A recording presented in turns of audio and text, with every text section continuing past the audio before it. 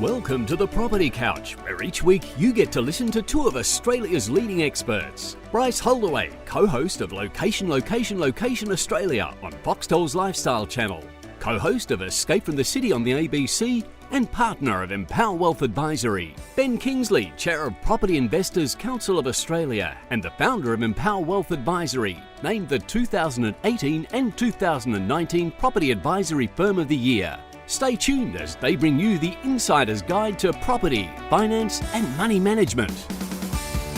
All right, folks, welcome back to the Property Couch. Ben, welcome back to you too. How are you? Oh, it only feels like yesterday, Bryce, that we're here, but I'm just so thrilled that we're... Favourite part of our week. Oh, it is good fun. It is good fun. It is actually, because I was chatting to someone the other day. They go, how often do you get to Ben? I say, wow, only on Thursdays now. We only get to riff it and shoot the breeze. Back in the good old days, we used to bump into each other in the corridors and to chew the fat, solve the world's problems. Solve the world's problems, mate. So the quicker we can go back to COVID normal, the better, mate. We can hang out in North Melbourne again. Agreed. So, but anyway, online has served us now probably... Geez, I remember thinking that recording podcasts online was just not really where I wanted to take this podcast, and now it just feels so normal. You know, the live stuff. Anyway, I digress about boring stuff. All right, mate. It's been a big week. So the presidential race has been run, and well, I mean, you know, we're in the courts and we're seeing what's going on, but you know, who would have thought that Biden would have come back? Yes. After the early accounting, you know, Trump called it, and now he's embarrassed by his or was it fake news? Is that what we call it? Anyway, unbelievable. But we'll just who knows? We've still got a little bit to go, but looks like a Biden victory. See how that plays out over the next 4 years, Ben. So a couple of things, Ben. We've got our Start and Build launch that's coming this particular Monday. So certainly want to encourage people, if they want to get a part of that particular launch, where we twice a year put our course out there to the community where they can get it at a significant discount. So if you're on our email list, you will get notification of that. If you're not, go to thepropertycouch.com.au, download the book. You'll be able to get onto our email. We will get your email address and we can let you know. So a couple of things. I'm reading out reviews so people can get free ones. So I'll do that today. I've got two here, Ben. One was from V-Ball Craze 1. So if that's you, V-Ball Craze 1, let us know. We're going to give you a free copy. But it says 2 podcasts in 1.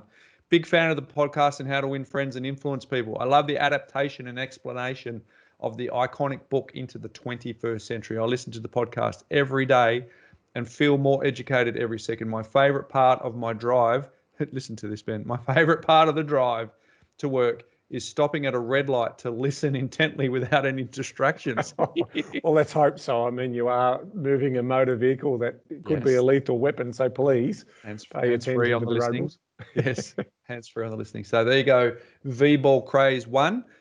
Reach out to us any way you like on our socials, info@thepropertycouch.com.au. We will give you free access to that course. And the last one here, Ben, is from Dave Duong. Hopefully I got the surname right. Life-changing is the subject. This podcast has changed our family's life. Not only do I now use their services, but it was all the behavioural and mindset piece that allowed me to make sense of all our money requirements. These skills will be passed on to our kids, and it was all for free and no spruiking. They are very humble, and you can see how much their DNA goes through their business. They genuinely practice what they preach. Thank you for those kind words, Dave. Reach out to us. We're going to give you a free copy of the Start and Build course to say thank you for going on and taking the time out of your busy day to give us a review, which we appreciate. So, folks, if you want to give a review, we're happy to give out more courses. Just for the record, if it's a 1-star review and you do it in a funny way or something, I will read it out. Our hope is 5 stars, but we understand there's Don't everyone try a 1-star, please, for a funny response. Well, I guess the point was to say that it doesn't have to be a 5. Give us good, honest, genuine feedback that you think will capture our attention, from 1 all the way up to 5 stars, and we'll read that out. How we can improve? Yep, love it all. Absolutely, how we can improve, but that might open up a big Pandora's box, Ben, because there is a lot that you and I can do to improve. That's for sure. Get a little bit of feedback about how often we call each other's name out. I am conscious of that. Yeah, and, Ben, and how many years experience we've had. We do. I told you. We are just mere mortals, right? We've got an enormous amount of flaws, folks. So we thank you for highlighting them. Please keep highlighting them because we want to grow, but we are the first to admit that we are flawed big time. Hey, the last thing is Instagram. Just trying to chase that magic number. So go over, have a look. We're putting some new style of content over on Instagram. We're going to seriously up our game on the Facebook, Instagram, across LinkedIn. So we have got some big plans to educate our community with more and more free content. So we'd love for you to be part of our socials. But for the Instagram, as I said it last week, I want to say it this week. If that's you, can you head on over? Give us some feedback around the new content style that we're doing, but also if you feel so inclined, if you could follow us there, that would be much appreciated. Hey, today, Ben, is Bryce, before we start, I've got a couple of bits of housekeeping as well for you. Are you ready? Yes. First one, AGM. So the AGM of the PICA, so the Property Investors Council of Australia, we held that last week. The recording will be up on the website. So for those of you who want to get an understanding of what we've been doing at PICA for the last 12 months and our backstory and so forth, that a recording is now available. And thank you for those who attended, also voted and shared their feedback for the PICA AGM. So very, very kind of you, and also the great work that the board and the advisory councils across all of the states and territories do to help grow that association. Yes. Secondly, a little milestone, Bryce. I just thought, I know we don't rabbit on about those sort of things, but I think, was it 9 million? Was that what you were telling me? 9 million.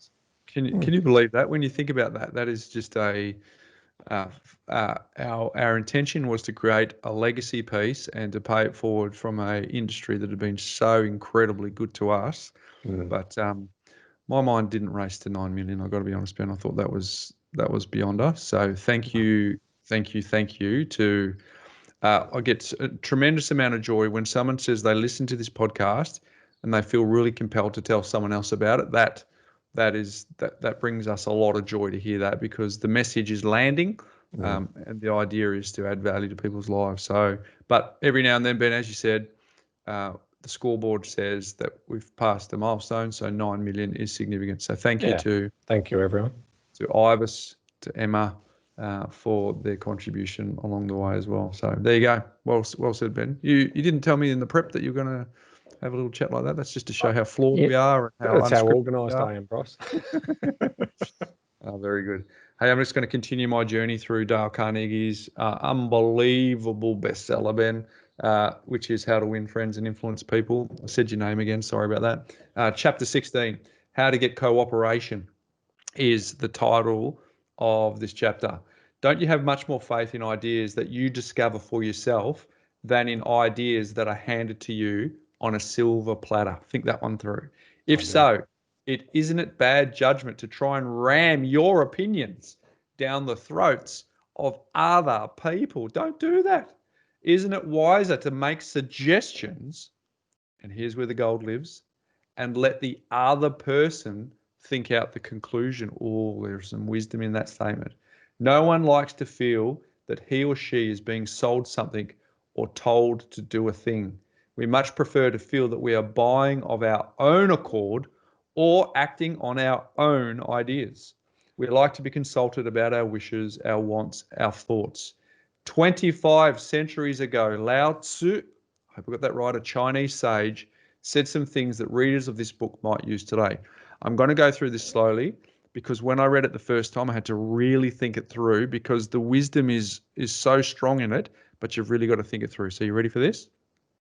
The reason why rivers and seas receive homage of 100 mountain streams is that they keep below them. Thus, they are able to reign over all the mountain streams. So the sage, wishing to be above men, putteth himself below them. Wishing to be before them, he putteth himself behind them. Thus, though his place be above men, they do not feel his weight. Though his place be before them, they do not count it an injury. I had to read that a couple of times to let it land, but there is some significant wisdom in that from the Chinese sage Lao Tzu. So principle number 16, let the other person feel that the idea is his or hers. And I have used that technique a little bit with my children, Ben, of late, because we know that the opposite, the alternative to trying to get them to do what you want to do does not work. So hopefully they can come to the conclusion that it was their idea. So there you go, folks. Enjoying the book. Let me know on socials. Love to hear about it. I'm getting some feedback around that, so it's really cool. Hey, the theme today is Q&A day. I was going to say Ben, but I'm not going to. Q&A day. So it's hard. It's hard to it's hard to change a habit, isn't it? Hey, it's hard.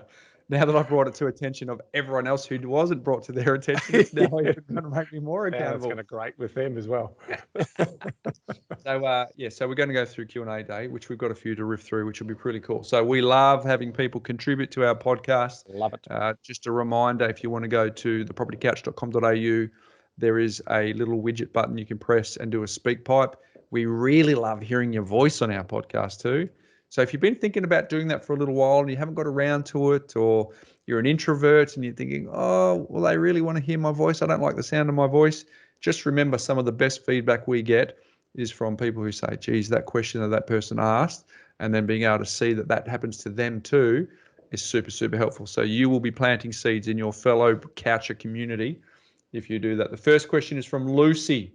Hi, Bryce and Ben, long-time listener of the show. Wanted to reach out to get your opinion and views on a couple of things related to investing in my grandparents' home in Brisbane, and whether or not it is a good idea to A, buy your grandparents' house as an investment property, and B, investing in Brisbane. The suburb is Stafford.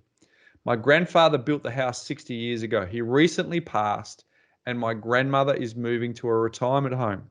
I have an opportunity to buy this property and have always wanted to. I know you shouldn't invest for emotional purposes, but it's not just that. This property is right by the brook at the end of a cul-de-sac and is in inner city Brisbane, which is less than 10 kilometres from the city. I'm from New Zealand and have seen the suburb and city change so much over my 30 years of visiting them there. What do you reckon, Ben? That could have been the sign-off. Yeah, you're going to get complaints about how you said New Zealand, but that's all right. Yeah, no, I'm having a go. The house is on a large piece of land. I think over the next, I've got to be serious. I was going to say your name again. The house is on a large piece of land. I think over the next few years, the prices are only going to continue to rise and desirability in that area is only growing. So I see great capital growth potential. The house is an odd configuration and built in the 60s. It really needs to go at some point, sadly. And if sold, I know a developer will bulldoze and rebuild 3 townhouses on there as they are doing in the surrounding area. My current plan would be to rent it out as it is for a few years and eventually replace it with a nice family home to have as a rental to a family. The house is estimated to be around $660,000 from research and houses on that street and getting up to $1 million in some cases. I have one investment property in New Zealand that has been a great asset to build equity in. I see my grandparents' house as a low yield, high capital gains opportunity to buy, hold, renovate. Would love to hear your thoughts. Thanks, Lucy. Oh, well, here's the episode, everyone. There's a few layers in this one. There is plenty to talk about here. The first one is obviously around who actually owns the property. So the grandfather built it. I suspect it's been passed over into the grandmother's name.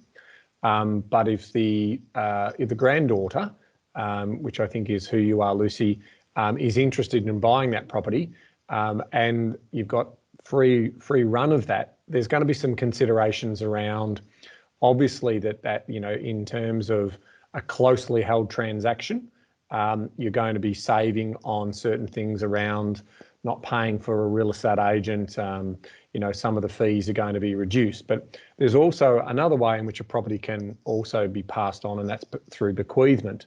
And so it does depend on the timing in terms of why you might do that. And now I'm not giving you advice here in terms of what your family should do, but generally speaking, in a hypothetical situation, if a property is passed in a bequeathment way, then their stamp duties in a lot of cases aren't payable in terms of that. So that's just something that needs to be considered. Now, in the event that the grandmother needs the money for the retirement home to pay the bond, that's a further consideration that you may want to be looking at. And if that's the case, then you're right. You want to be, you know, and if the property's old and in a tired state, technically you want to be trying to pick it up for its land value, as opposed to its, you know, what might be its market value. Now, if you are still buying it at that, don't forget that the government reserves the right to value that property at what it sees as its market value. And if you are going to buy that property, stamp duty would be applicable at that level. So you would need to get some advice around what your costs would be in regards to that transaction taking shape. So that's probably the scene setter in terms of what you're looking to do. If you're also then looking to potentially develop that site and maybe turning into 2 properties or 3 properties, whatever that looks like, the other consideration that you may want to be talking to your accountant and your trusted advisors about is what entity, or should I buy it in an entity, or should I buy it in my personal name? Those are further considerations in terms of the future use of that land and what you plan to do there. Because as you highlighted that, yes, if it does come up, there's every chance that a developer would snap up a block if they could fit 3 townhouses on it as a profit-making venture. So I've got more to go, Bryce, but I'm just going to pause and give you a chance to add to that, because I could keep going. Listening to my Mindset Minute, have you? Oh, thank you, Ben. I appreciate that little entree there. Look, a couple of things I would say to Lucy is it is very difficult to remove the emotion. She did sort of make a statement there. I'll quickly, you know, it's for an investment. I know you shouldn't invest for emotional purposes, but it's not just that. So I think that's the challenge. I've seen time and time again where people do have that emotional pull, because the highest yield for that site as an investment, without taking into account any of the emotional ties to the family tree, may well be the townhouses if you can afford it. Because if you did turn 1 into 3, that means you create 3 income sources. You add value to the site because the old apples into apple pie. You also increase the amount of depreciation you get, so therefore you're getting some subsidy back to hold the property. And there's actually significant stamp duty savings, because instead of buying 3 townhouses at the related stamp duty, you paid stamp duty at the value of the transfer, and then you create it on top of that. So as a pure investment play, it may or may not work for you as a townhouse. So all I'd say to you is the attachment to it being, I'm sure there's some memories there. We talked about it being in the family, or she's visiting for 30 years. That may cloud some of the decision making here. Because if you go back to the comment where I want to build I've got to quickly find it, a nice family home to have as a rental to a family, right? Stafford is a good suburb. It's close in, and it probably would attract a nice family. But the challenge with a nice family home is that you don't have all the things that I talked about before. There is only one income stream. There is a bit more maintenance that comes from that. You've got more land for people to go. And so it's actually may become more of a challenge as an investment than you could have with the townhouses.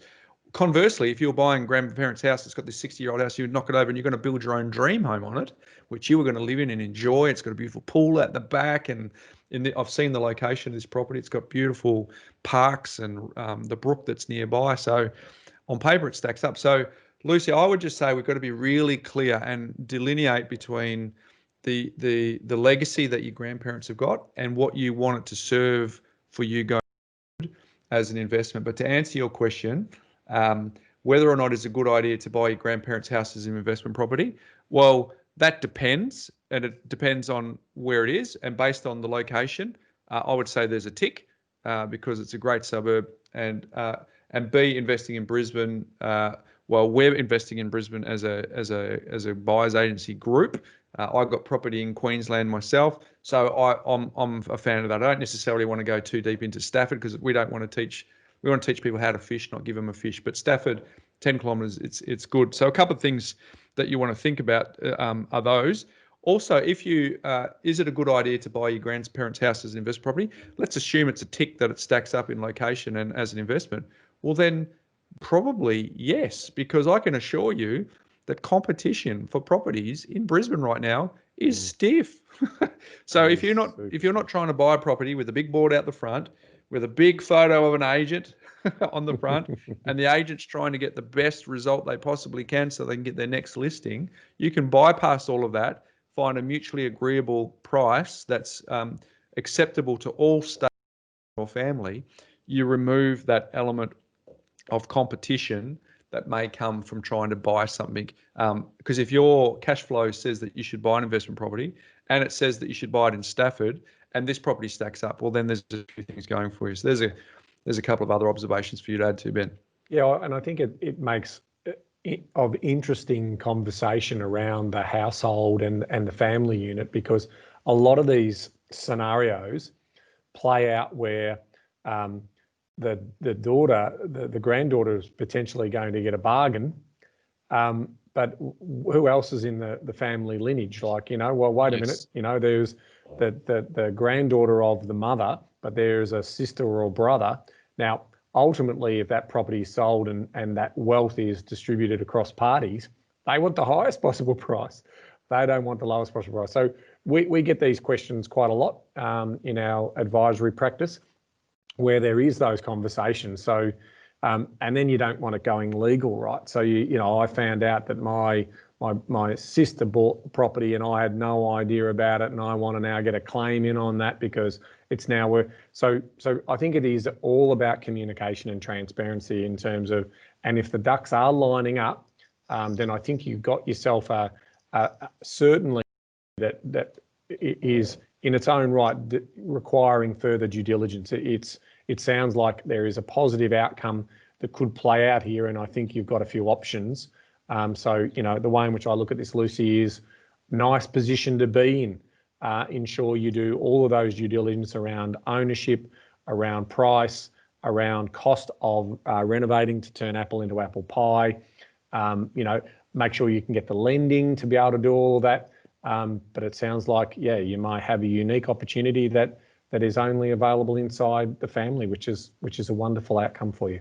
Yeah, I think you put it really well there, where you said, Lucy, you're in the box seat. There is lots of green lights here. You just want to do your due diligence on the red lights. And I would say make sure you accurately assess the costs of buying this property, and the costs I'm talking about are not necessarily financial costs. You hinted at it, Ben, where if there's going to be any family politics, if there's going to be any jealousy, if there's going to be any ambiguity around what market value is, those are the costs that you accurately need to assess as well, because those things linger from Christmas after Christmas after Christmas when you catch up.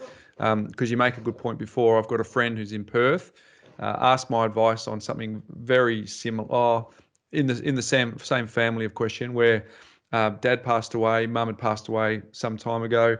Dad's house was up for through probate, ready to be distributed to the estate, and it was on a large block. And younger sister wanted to keep it, subdivide it, and make some money. Older sister, who's my friend, wanted to say, well, I understand what younger sister wants to do, but I'm also wanting to make sure that we get my estate gets the fair share.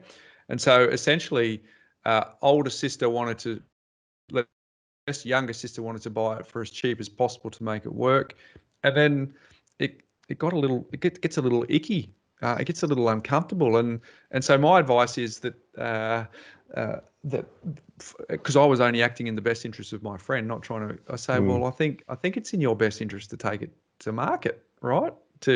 Because the market's getting a little hot over there, and it's a big block of land and all those sorts of things. So that's why I agree with what you said before around accurately assess all of the costs of this purchase, not just the financial ones. But I think based on the information you've given us and not knowing any of the backstory beyond that, you'd be in the box seat here to add a property to your portfolio that I reckon would serve you well, assuming that capital growth is your jam. Because if it's yield, that's not the property for you. So let us know. That helps, Lucy. We would love to know, and give us any follow-up queries or questions around that. Next one's from Kathy. Kathy writes, I have recently separated from a 25-year marriage and about to begin the property settlement process. I'm hoping to keep the family home and then begin my property portfolio. Where should my first stop be to make sure I set my finance and principal place of residence correctly? What tips or suggestions would you have for someone who may have 15 years of working life until retirement? I've just started your Money Smart system and your Start and Build program and working my way through your podcast, in brackets, loving them all. I would like to have my principal place of residence paid off and generate enough passive income of about $1,000 a week. I want to get this right from the beginning. This is a new stage in my life, and I want to be able to feel comfortable in my financial choices, and I love this last bit, and also be able to provide and be a role model to my children. Thanks, guys. There's a question from Kathy. So Kathy, obviously new doors are opening for you as you go into this new stage of your life, and you're not alone in this particular area. There are a lot of people who find themselves in your situation and need to make really smart decisions about their money. The best advice I can give you is you do need to sit down with a financial planner and you do need to get a great sense of where your money sits based on the end game that you've just told us about, which was you'd like to have your principal place of residence debt free and you'd like to have a passive income of around sort of $50,000 a year. So they are really good starting points. I want you to stress test that $50,000 is going to give you the standard of living that you want. We obviously don't know any of the other details around the amount of super and so forth that you've got. And that's why doing that exercise is going to be really important. In terms of my caveat in regards to the financial planning help that you may seek, comes down into whether there is biases from that financial planner around whether you invest in property or shares or what have you, right? You want to be really clear to them if property is your preference and you see that as being because you want to accelerate a return through a leveraged investment into direct residential property, then that is a consideration that you want to get their feedback on. But if they're very anti that and they want you to put everything into super, then my view on that is why is that the case? I'd be asking that direct question, like what's wrong with property? Because in a lot of cases, if they earn their return or their fees are charged on funds under management in managing your super and so forth, then the advice may be tainted. Now, I'm not saying all financial planners have that position, but from my experience, and things are getting better, but from my experience, a lot of financial planners don't go into that particular space. So it's really important that you get that modelling work done and you get a good sense of the runway that you've got. Remember the four levers: income, expenditure, time, and target. This is that model where we're planning to become what we plan to become. And you know, adopting a money management system in your case, you're using our free Money Smart system on our My Wealth portal. So that's brilliant. And you're getting confidence in building up your knowledge and education through the Start and Build course that we've got on offer.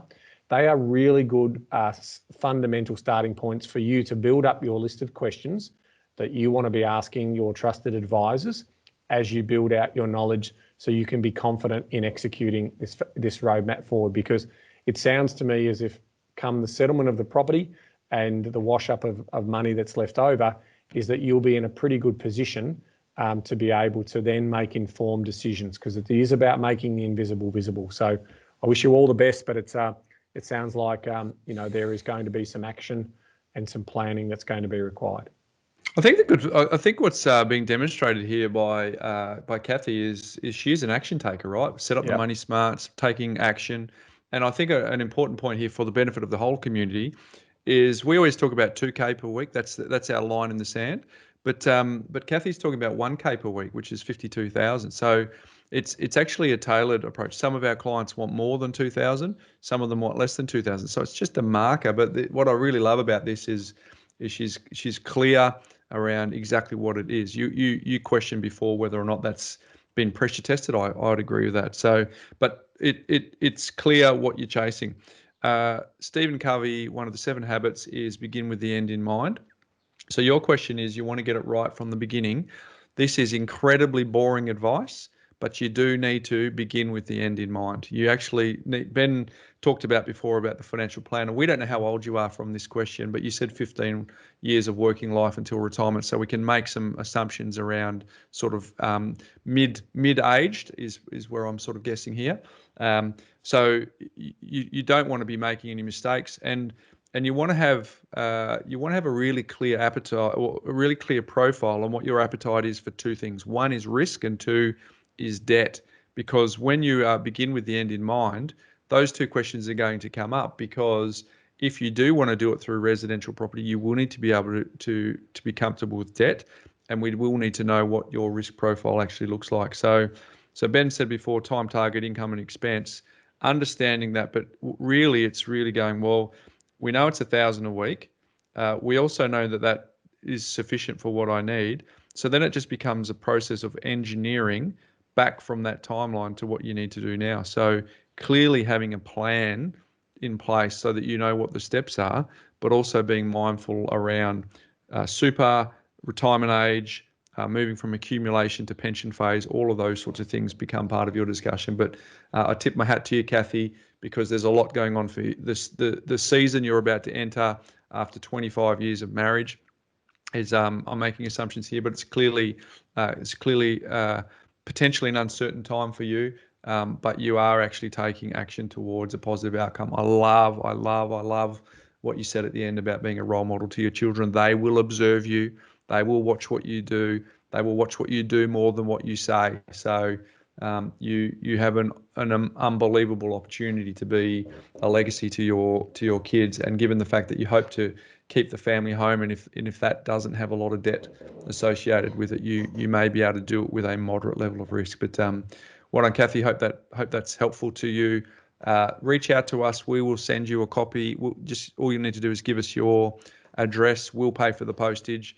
We'll send it out to you. So that there's actually a case study at the back of our book that covers someone that's in your particular scenario. Or if you just want to email you, we'll email you the case study if that's the quickest way. But whatever it takes, we'll get that book into your hands so that you can actually see an example of a plan that's been put in place for someone who's going through the same season of life that you are also going through. So great question. Thank you for that. Next one is from Yannick. Hey guys, 2 questions. Just wondering, how does a train line across the road or backing onto the backyard affect the property value? And also, number 2, we've all heard the saying worst house in the best street. Does this hold true for the worst house in the worst street of the best suburb? Good question.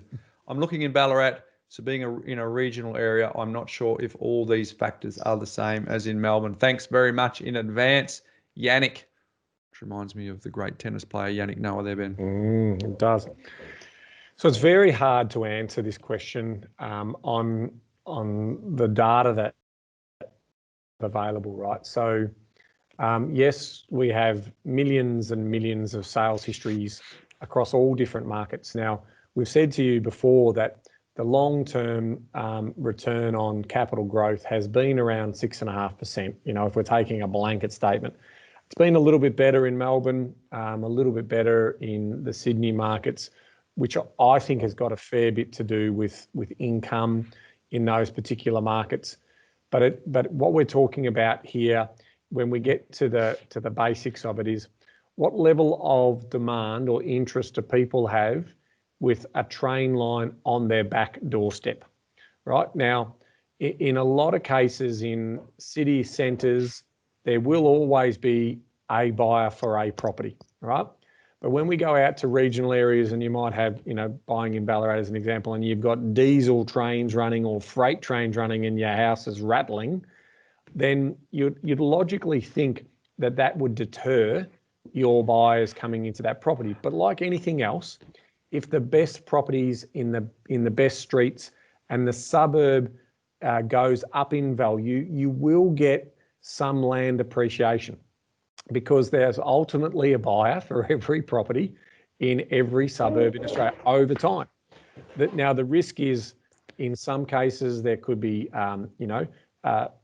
over exuberant buyers, and someone might pay you a little bit more for that asset.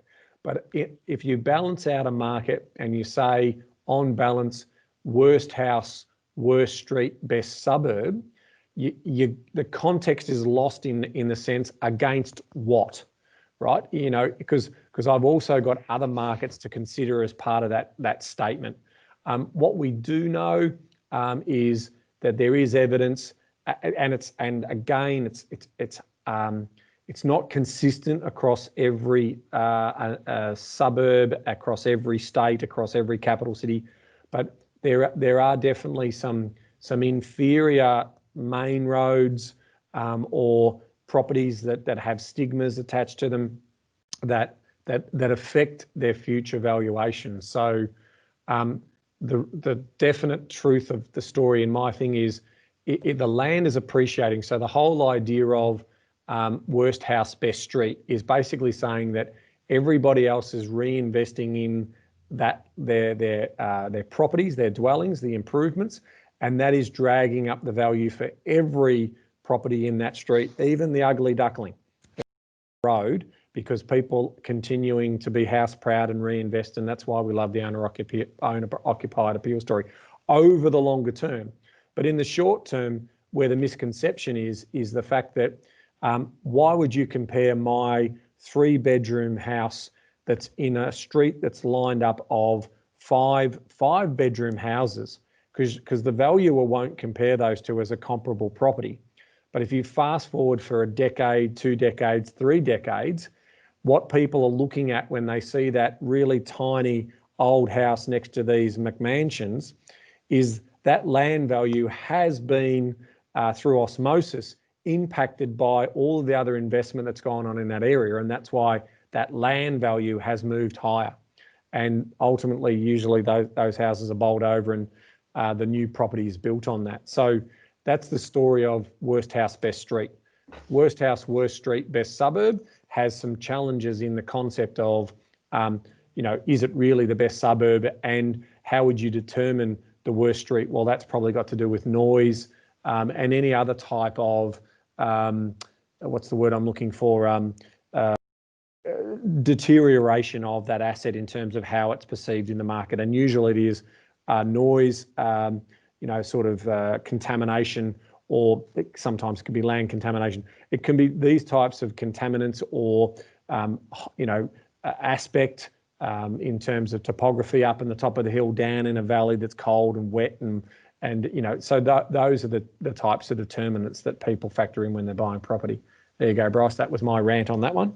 Yeah, great summary. I love it. The only thing I'd add is with a train line, if we're saying that you should be buying properties as an investor with owner-occupier appeal, therefore you need to answer this question through the eyes of what would an owner-occupier think if they were standing on that property with that train line running through. So I can think of an example in Melbourne. Marrickville and Yarraville ended up in the top 2 suburbs in Australia, in the world. I think it was the top 100 that came out recently. I don't know if anyone, I know you have been, but if people listening to this have been to Yarraville, there is a train that runs smack through the heart of the village there, right? So therefore people, and it's a beautiful village. It's actually one of my favourite villages in entire Melbourne, right? But the sense is there's a lot of properties that actually run on that train line right smack bang in the village. And there are people that would still actively choose those if they were owner occupiers because of the proximity to that village. So that's one example. But I think of it probably being less of a deterrent versus the further you go out, the more I think it becomes an issue. So people like being in Yarraville. It's got so much on appeal. You can get on that train and get into the city and be really quickly. But go a bit further out, maybe another 10, 15 kilometres in the same scenario, I think you'd find an owner-occupier would have a different view about having a property that backs onto a train line. So generally speaking, if you can avoid it with a train line across the road or back onto the backyard, I think you would, because I do think that it affects value, but there are certainly case studies where that effect on the property value is diminished compared to others. And then on the worst house, worst street, best suburb, the only thing I want to add to that is the C streets or the worst streets, they're worst for a reason. It's usually because there's an industrial park across the road, or there is some visual or community sense that makes it unappealing. It could be the fact that it's full of the whole street's full of rentals, or the whole street's full of a demographic that makes it undesirable to be around there. So even those properties in really great suburbs will struggle on value. So therefore, the worst house, the worst house in the worst street of the best suburb, I don't necessarily think that is something that you should go in blind. And I think the comparison point you made before is good. The last thing about Ballarat, yes, regional is different. Yeah. So you need to be aware of what the local drivers are. So Ballarat, for example, they don't necessarily value walking distance to a train station like you would in inner city Melbourne. What they do value is having a big shed.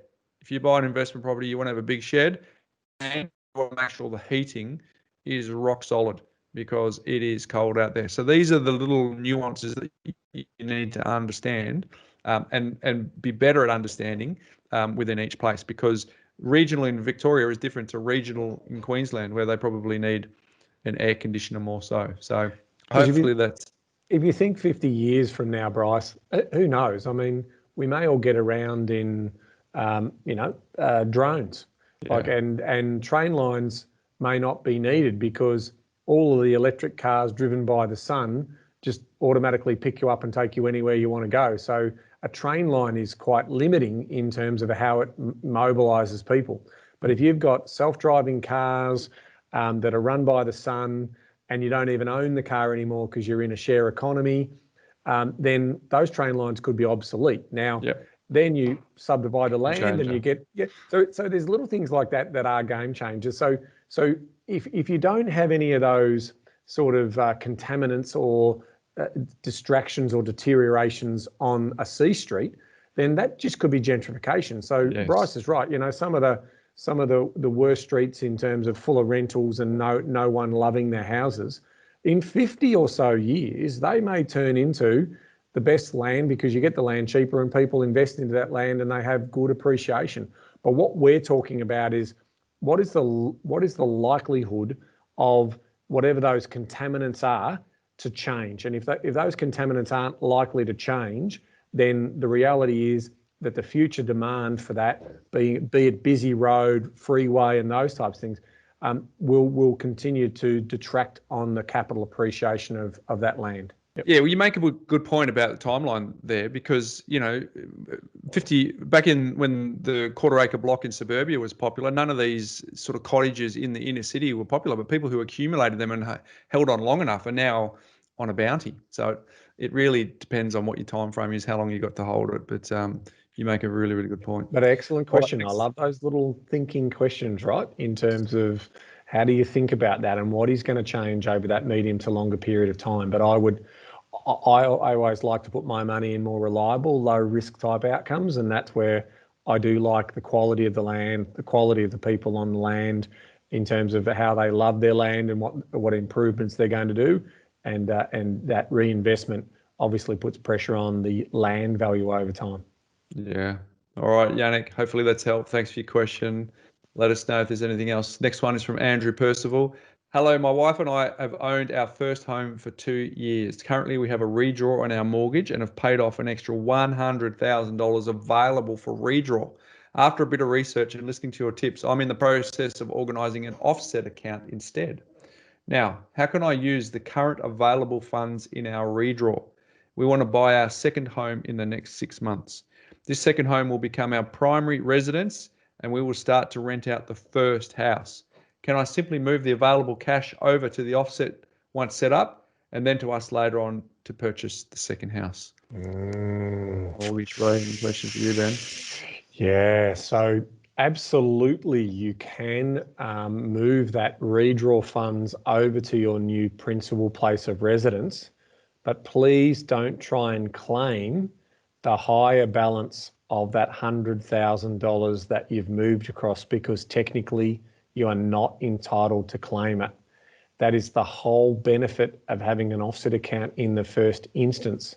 So by way of example, and we will just use an example, not necessarily for Andrew because we don't know their final numbers, but let's say we had a $500,000 mortgage and we had the $100,000 in available redraw, meaning that the current balance on that mortgage is $400,000, and we go and buy that second property and we move that $100,000 into the new offset account into the new purchase, which will be your principal place of residence, and you try to claim the balance at $500,000 on interest if you keep that first property as an investment property, you're breaking the law. What you need to do is you only are able to claim $400,000 or the interest on that $400,000, and then you'll need to monitor that in terms of the outstanding debt against that property. So what could be done with an investment savvy mortgage broker is those loans could be restructured to allow you to, as you say, have the offset account against the new purchase, and probably just reset the debt so you don't have to worry about this imbalance. The mortgage broker would be able to sort of say, let's reset the investment loan if you retain the original property as a $400,000 loan, and let's have those funds available in offset against your new principal place of residence. So it comes back to, in terms of remembering, when you're planning to become what you plan to become, if you're in a property that's ultimately not going to be your principal place of residence for the longer term, then you give yourself greater control around your money and how you structure your debt by having an offset account as opposed to having a. It's definitely a mistake that most beginners make in terms of that. And if they're not informed about their options, they may not take that pathway. But it's just really sensible to know that if you're playing the property game in terms of moving up the property ladder to get to that final destination where it will be your principal place of residence, we want to make sure that all our available cash comes with us. And if we keep any of those properties along the journey and we want to turn those properties into investment properties, which is the vast majority of the way in which investment properties are actually bought in this country, then we want to make sure that we have the maximum claimable interest that we can against that investment property into the future. And the best way to do that is through an offset account, Bryce. Key takeaways: investment savvy mortgage broker to set the structure up, and also making sure that you understand the intent of the loan, not what it's secured against. It's the intention of the loan, because that's what the ATO look at. Andrew, great question. Thank you for that. Last one here, Ben, is from Mark. If LMI is an insurance that protects the bank in the event that you can't pay, why would the lender need to charge it if the buyer investor can prove they have income protection and could always pay their mortgage? Just a thought I had at 3 a.m. this morning, LOL. Also, can you use equity in your PPR to purchase an investment without actually withdrawing it? A bit similar to a parent being a guarantor. Thanks, guys. Keep up the good work. Ben, mortgage insurance. So we would love to be a mortgage insurer, wouldn't we? Oh, it's a good business to be in if you do it well. It's a good business to be in if you do it well. So quick backstory: Lender's Mortgage Insurance protects the bank against the borrower taking out the money, which is obviously Mark's point there. But Mark's sort of saying, well, why would I need to be protected if I could find the money in other ways? Well, the reality of income protection is income protection usually is only to 70% of the income that you're currently earning, which means that there would obviously be a 30% shortfall in any income protection you get. Now, if you've borrowed, let's say, 40% of your overall household income, and then you have a 30% shortfall in that income, you would get yourself into mortgage stress really quickly and your quality of life would be impacted. So from the bank's point of view, they're interested in lending money, but in a low risk way. And how they do that is that if the loan to value ratio is above 80%, they want to have an insurance policy out on making sure that they get their money back in the event that someone cannot meet their lending requirements. So ultimately that's how it works. And so in that particular case, there is no guarantee of that. It would be almost like me going to a bank manager and saying, hey, my parents are good for it. If I can't pay my loan, my parents are good for it. Well, that's called a parental guarantee.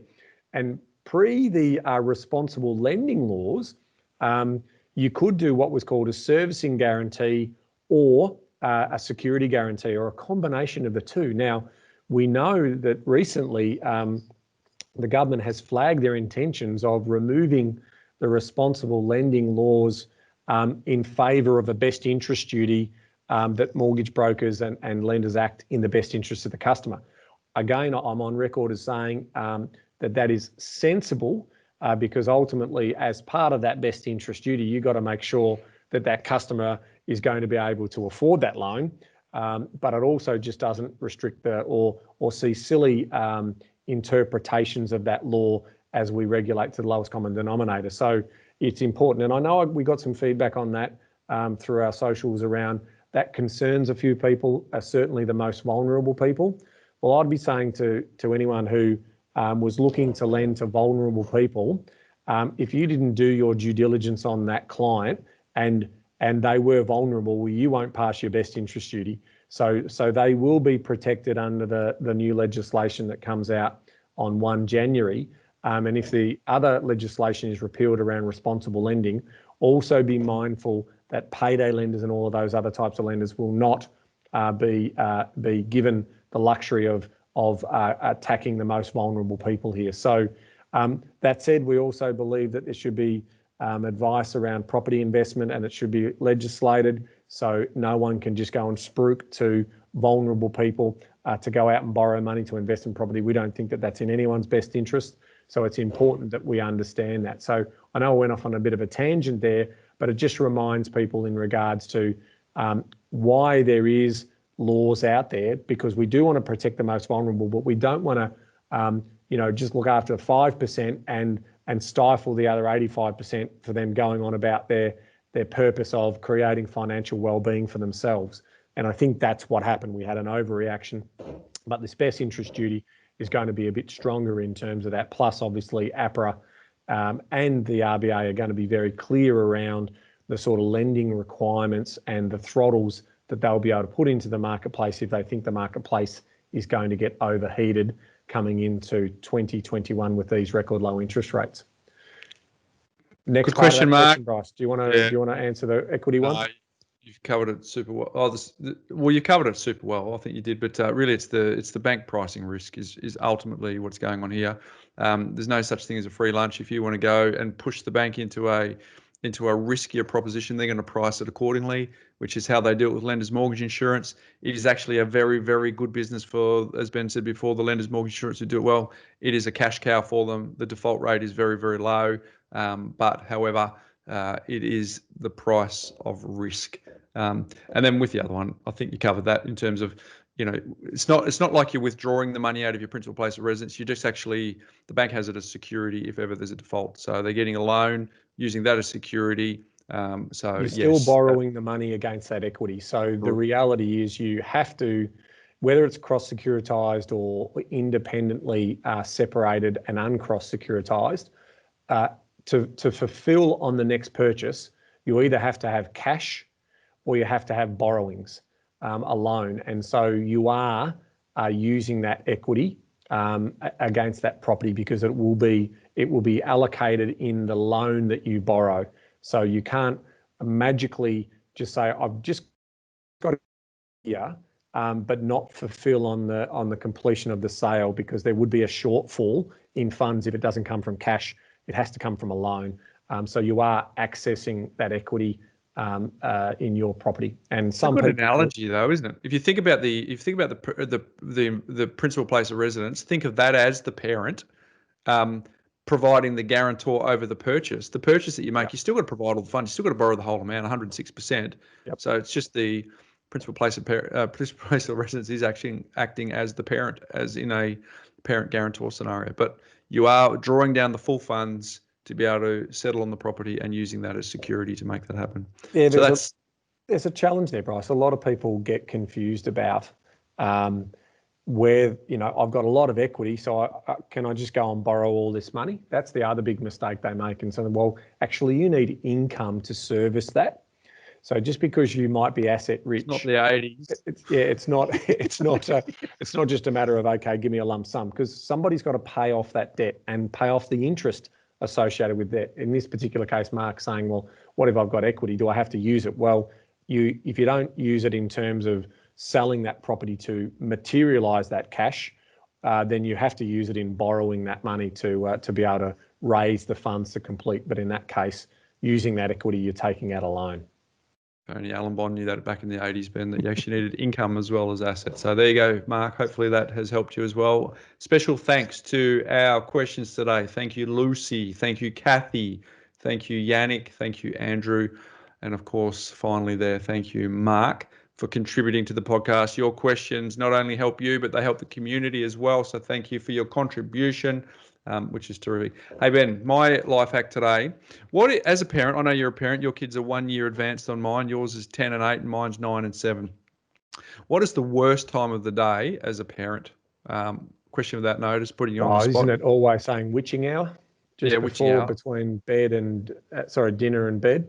Well, yeah, between dinner and bed, right? Like it's almost like you need to cue the theme song of Danger Zone at that point. Like it's so, this is just the worst. How do you get your kids to sleep? So I've got two contrasts. I'll be interested in yours, but one is a thinker, can't get him to sleep.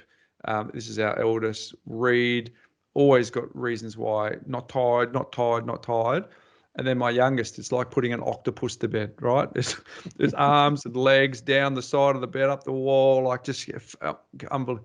So here's my life hack, and it works, right?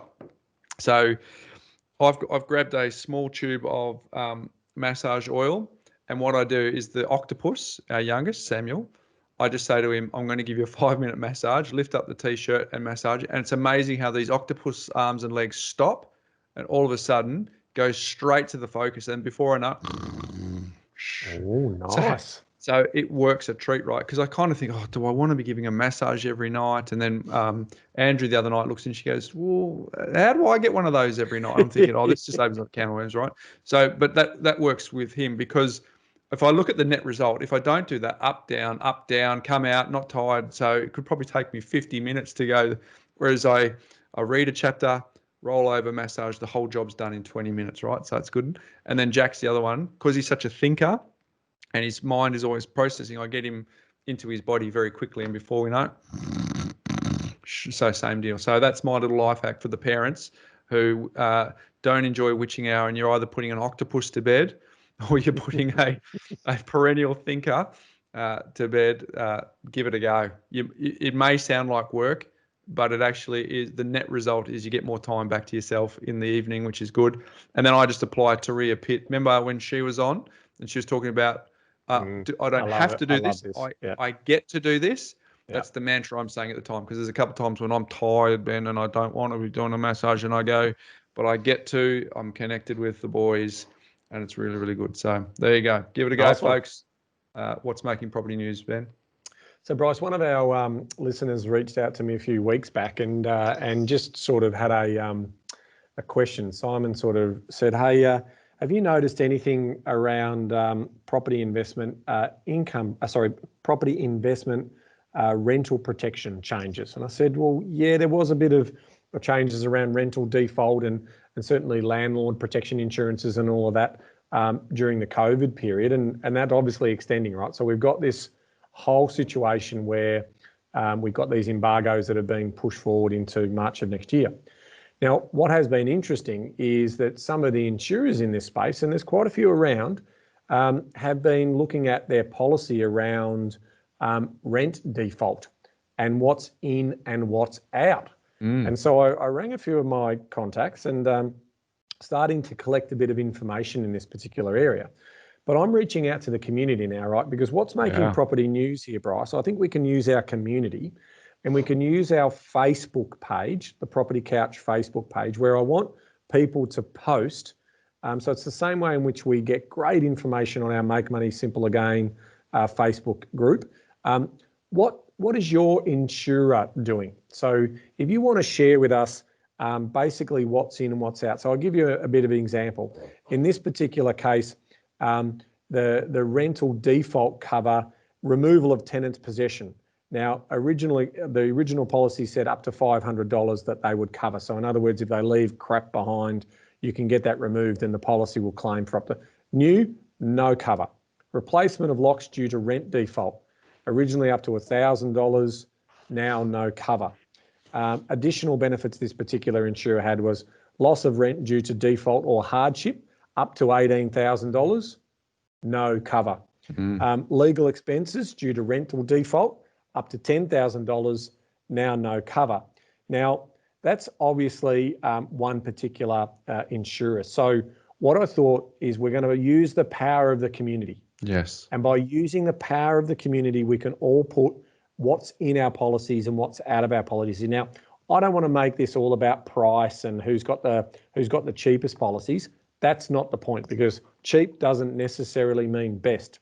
What I'm trying to do, and I welcome any of our insurers who do landlord protection insurers, why don't you post up there what you offer? Because what I think is unacceptable is that our insurers were happy to take our money as landlords when we had pre-COVID situation, and now we seem to have got enough money flowing in the system where we don't have the same sort of level as rental stress as what we did have earlier on. So there's JobKeeper, Job Seeker, and all of those types of things. So I'm putting my hand up, wearing my picker hat here, and sort of saying, maybe this will make the news in terms of what we're trying to achieve here is if everyone goes to the Property Couch Facebook page, we will start to build up a library of information, and we will do our best to collate that at some point in the future. But ultimately, this is about just sort of community helping and sharing each other's information and then getting that all together. And as I said, I'm welcome insurance companies who potentially specialize in this area or who are coming into this area. What are you doing? What are you doing for those people who have had long-term rental policies? And that was some of the feedback I did get, Bryce, that someone who has an existing policy, some of them were, if you had an existing policy, they weren't going to change it on the existing policies, but any new policies, they were taking that clause out.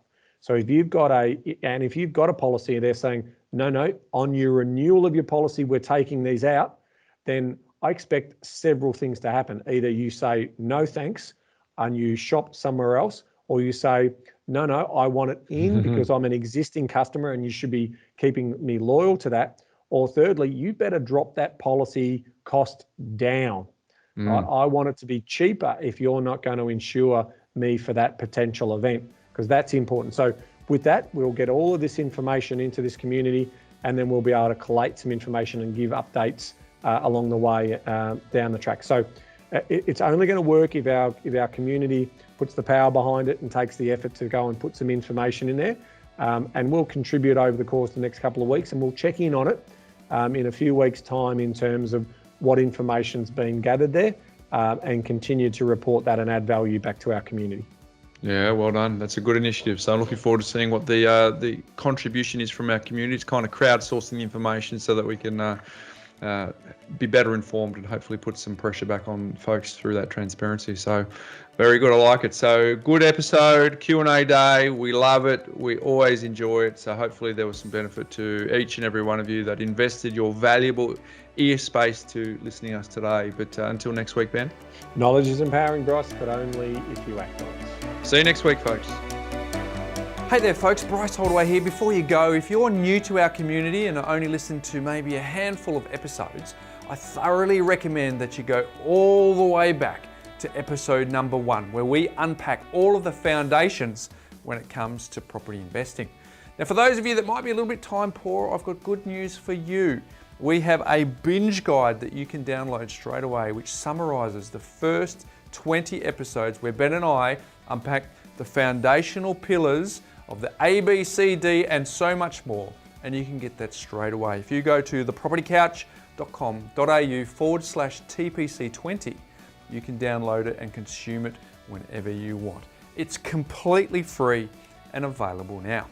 And for those of you, just a quick reminder that nothing we've spoken about today constitutes financial advice. We recommend that you reach out to your licensed professional advisor so that you can look at your unique circumstances before acting on any information. Now don't forget, go to thepropertycouch.com.au/TPC20 and get your binge guide today.